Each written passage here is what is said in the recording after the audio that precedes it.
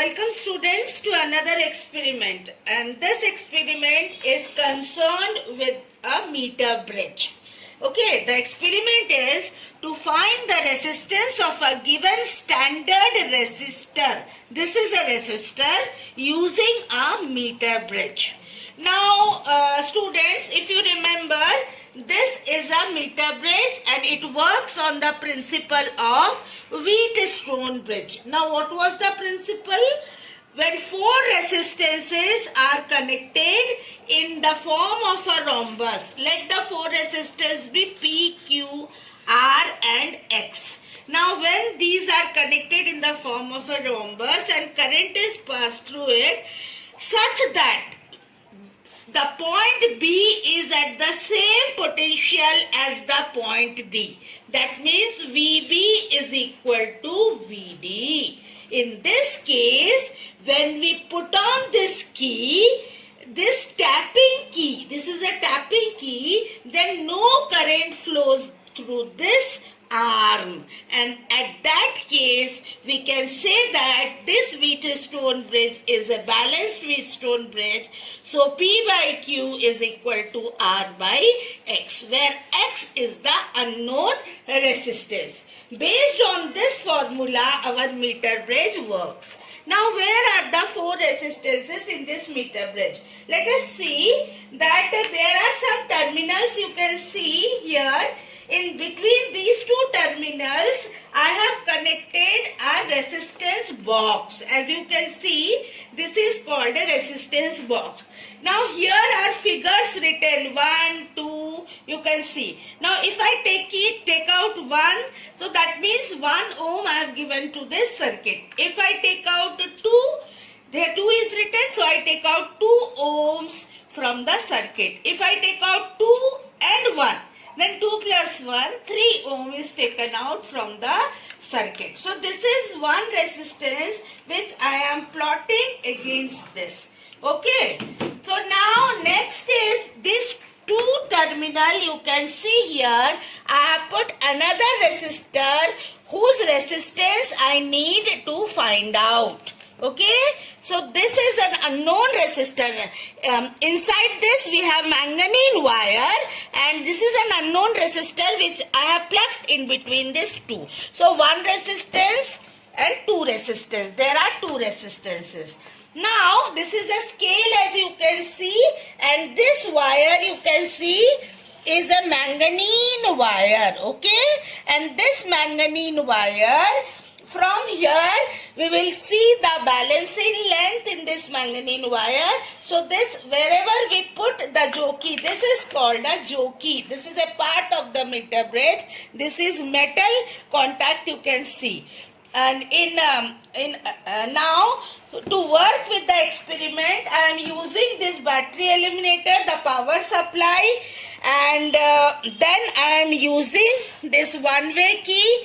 Now in key, as we have discussed in other experiment and activities, when I take out this plug, that means the key does not allow the current to pass through this. Now as soon as I put it, this is a safety device. As soon as I put it, it allows the current to pass through this.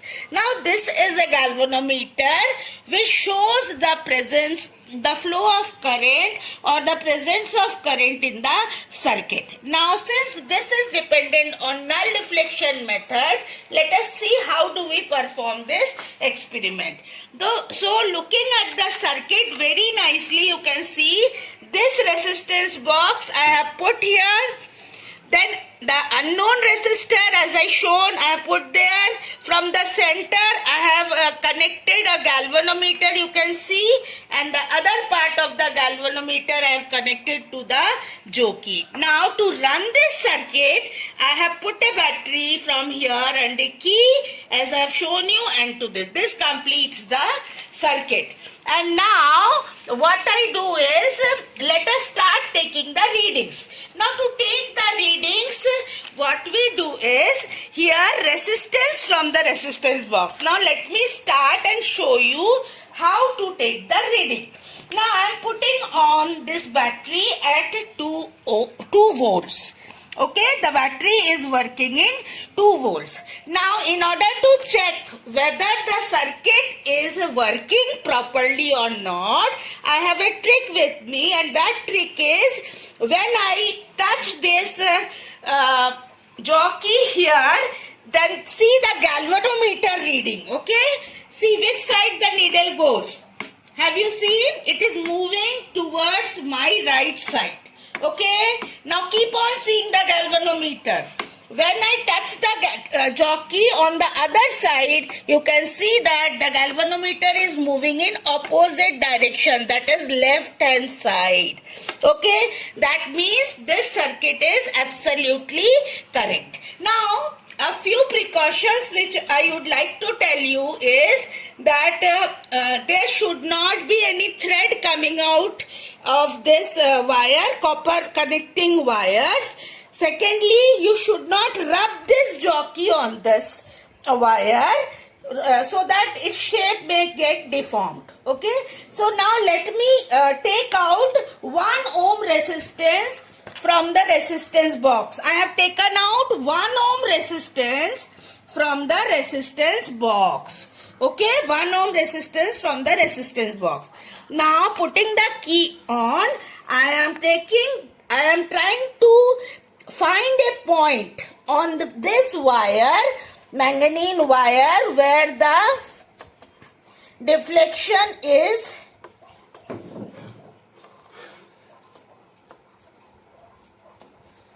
0.